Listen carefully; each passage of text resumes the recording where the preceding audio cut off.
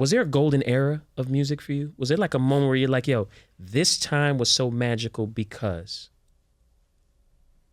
I don't know. Most people say 90s R&B, but I think 80s because of Michael Jackson and Prince. We don't, like, there was no Michael Jackson or Prince in the 90s. No. You know what I mean? They were in the 90s, but I'm saying, like, we didn't have a new version of those guys. Right. So to me, the two greatest guys who lived in that era, those are the guys that I'm sticking with. And Marvin Gaye is cracking. And New Edition is cracking. Like, I get this whole 90s nostalgia thing. It's the music felt really good, yes, in the 90s. The shit that came in the 80s, NWA, Run DMC, like, because that was when hip hop really got cracking. Like, I get it started in the 70s, but it got cracking in the 80s. In the 80s, you know, MC Hammer, dog. Like, listen, you know, I'm from the Bay. So I'm gonna always shout out Hammer. This guy was doing arenas when black people couldn't do arenas. That's right. He selling out. He literally, and I don't want to use, I guess I have to use this term, he was the sacrificial lamb for hip hop. Yeah. Yeah. Taco Bell commercials, Adam's Family Value, like, he was doing brand partnerships when it was frowned upon. Right. That was things that looked we're upon looking as selling for out. now. Selling out. He got ridiculed for that.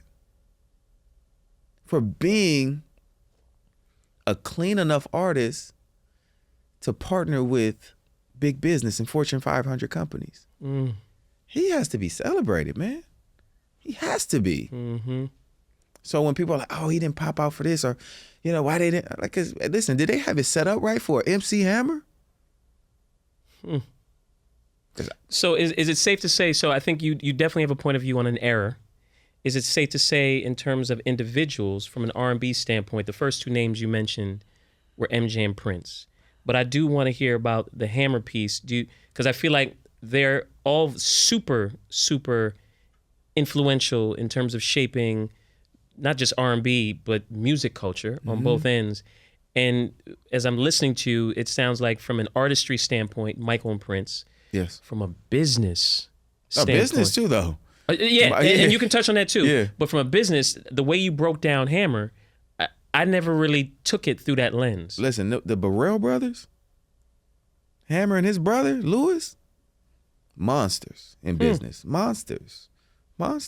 They went diamond. Diamond album. You know what I mean? They start off as an independent. Busted Records was an independent before they did the Capitol deal. So you know the terms were favorable once they got in there, because they were already cracking. They were already out the trunk. You know what I mean? So it's like, because when indie artists, when they get going, they do good numbers and they do enough to get to that place to now the label can, you know, partner with them. And they're not expected to sell 10 million albums. That's right.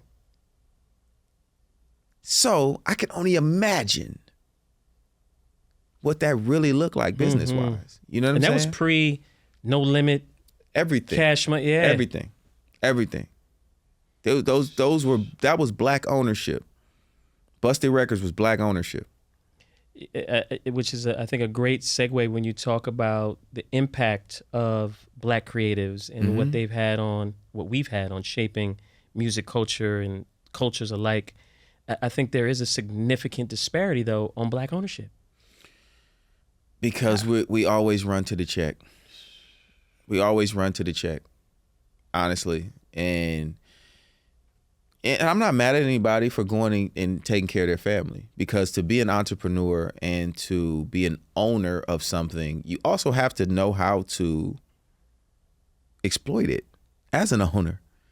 You have to understand how to license it. Like, everybody talks about owning their masters. Well, what do you do with them when you got them? You just say, I own my masters. Okay, cool. And now what? Did you make anything off of it? Or are you just saying that to just pump your chest up and to now lead these kids into thinking that you know, if you own your masters, you're automatically rich. No. So I just look at it like we have to really celebrate Birdman and Slim. Mm-hmm. That's real ownership. Mm-hmm. Those guys, this is 35 years of a lot of hit records and real ownership in their product and their label. And I just think we have to have more of that. We have to have more of that. We have to, but do you see that in our future? Yeah, I see it. I see it because the music business is changing too. Yep. If we're just talking about music. Yeah. The music business is changing in the sense of, you know, I was talking to a young fella the other day, and I was like, well, you know, and he's like, yeah, you know, I was like, what'd you upload it through? What you this? He's telling me the companies and this. And he's like, yeah, and I just pay a subscription fee here. I pay, you know, whatever, $150 a month, $200, or I mean, a year, or $200 a year, whatever it is, and I can upload as much music as I want, and you know, it gets my songs to the DSPs. That's ownership, and he's doing business, and now it's up to him now to go market it and promote it so that it can get on people's radar. And yes, it may take longer because he doesn't have funding and the things behind him and the machine behind him, but he has ownership in himself, and he may be starting a boutique label. May start with him. Like that's the new out the trunk. You don't have to press up CDs no more. I come from those days. Wild enough, funny story. My guy who owns Empire Distribution, or Empire label now, Ghazi, used to press CDs for me. Right, Bay Area, that's right. He pressed up my first mixtape. It's called Hide Your Breezy. He pressed that up for me because he was the first guy who had the machine that could make like 1,000 copies of a CD in like an hour or whatever it was. And him and his wife. This man has $1 billion company now.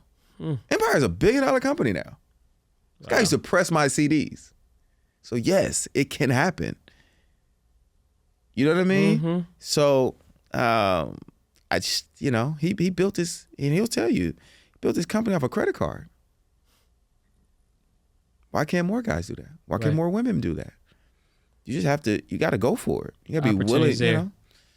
Tank and I, we own our podcast. We own it.